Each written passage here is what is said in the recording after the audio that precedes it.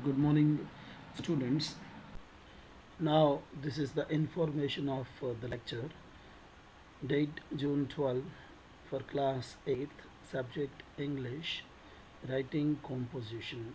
Dear children, we are going to study now in this lecture, and this is lecture number 1. In writing composition, children, we are studying now story writing, that how to write a story, right? And features of the same, basically what are the features, format, and how to start the story, middle and end, how to conclude the story. These sorts of things we are going to see in the story.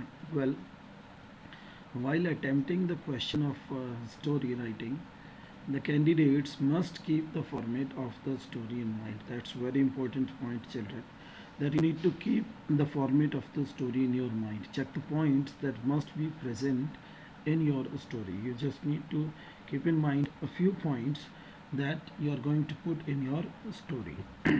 First, when you start writing your story, you have to give a title to the story. Now see how to keep the title. Keep the title of your story eye-catching. Eye-catching means that should be a bit interesting. When someone reads your title, it should be like fascinating to read the story of yours. That takes a bit time after reading a question that you need to decide the title. Make sure that your story revolves around the title only. The title you have chosen for your story, you need to make sure that your title of the story revolves around the title. You may name it after the main character. Now the key points. The main character, you can name the title after main character, whatever is the main character in the story, or the object, incident, or any object of the incident which you find that's very good and important. You can take it as a title, or proverb or quotation. Either you can take it as a proverb or quotation. That means ultimately what we find, the title should be eye-catching and interesting. When someone reads it, they should get fascinated that they will have to read the story of the one, right? Let's see the next one, intro para. Now you see, after title, you directly come to the writing story, and your intro para, introduction of the story starts. That's called intro para. The beginning of the story catches the utmost attention of the reader. That means you need to start story in a very good way that catches the utmost attention of the reader, the one who's reading it. So make sure you use a catchy line while introducing a story. You can also take help from the lines provided in the question paper and make a story out of it. For instance, you can use phrase like once upon a time or there used to be. These sorts of things are used when you start your story to make it a bit impressive, and the few lines, like you are going to show a film, in that you are showing very intro or a very particular points initially by putting a little emphasis, right everyone? So you need to start your intro in such a way that the reader should read it in a very interesting way. Now the next one is plot. After intro, you need to see the plot of the story. What does it mean by, children, plot? Plot means like the series of events that form the story of a novel, of a play, or film or movie, or you are writing normal story. That's the plot. That means you need to maintain the series. Eventually, it means the events or the activities of the story should be in a series, right? The plot actually means your whole story entirely, means systematically you'll have to put everything into your story. So make sure your plot is well developed and based on your title. The title you have written of your story is totally connected, or like with the title, and then the starting you did with the intro, basically, right? The plot is the sequence of events. I told you, the sequence of events one by one around which the pursuits of the main as well as the other characters of your story revolves.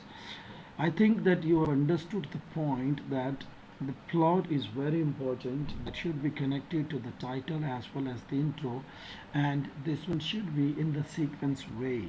Right, everyone? Let's see the next one.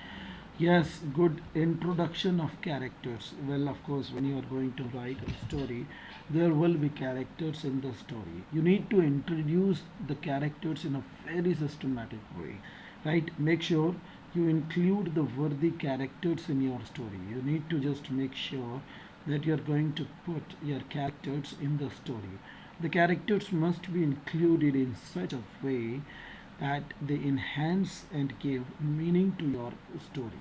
Now, see, children, the characters must be included in such a way that they enhance and give meaning to your story. The characters are very important part. You need to explain each character with its activity or incident in a very different way, which makes it very revealing or like practical in the story. Spell out the strengths and weaknesses of your main character. You must have decided a single character or two characters which are going to be very pivotal or vital in your story. Such details make a character come alive, and such type of things make character very alive, practical. You may insert dialogues wherever possible. Dialogues you can frame and put there. Certainly make the story interesting. That you need to just see that the story is going to be very interesting. Conclusion. The best way to conclude your story is to end it with a moral. You need to just give a message by ending or concluding the story of the moral. In this way, the reader will get impacted by your story. Sometimes open ending also leaves an impact on reader's mind. So it is totally on you how to conclude your story. Now you just need to see and decide how you are going to conclude your story. Means that should be interesting enough. Now you see there are few points to be kept in mind, children.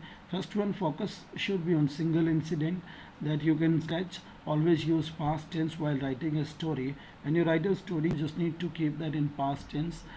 Frame the story keeping in mind the central character. The central character you must decide, and the story should revolve around it. The next one, consequence. Climax of the story should be clear and satisfying. When you give the conclusion or climax of the story, that should be clear, understandable, and satisfying. Make simple and innovative use of language. That should be like understandable to the one, easy. Stick to the limit of word of 150 to 200 words. That's very important point. You need not exceed the word limit or need not keep it less than 150, children. Remember this. Make sure that the story has a moral message if it requires one. So this point is also very important. So now write a story in 150 to 100 words based on the inputs given below. You have the input, children. Based on this, you need to write story. This will be the question of today's homework. There was a joint family of 6 members, including grandparents. It was the 75th birthday of the grandmother, and the family planned to celebrate. Children, based on this, you need to decide your title, then intro, then you need to give the middle, and then conclude it. Everything you have to decide based on this question. Well, thank you very much for today's class. Later we'll continue.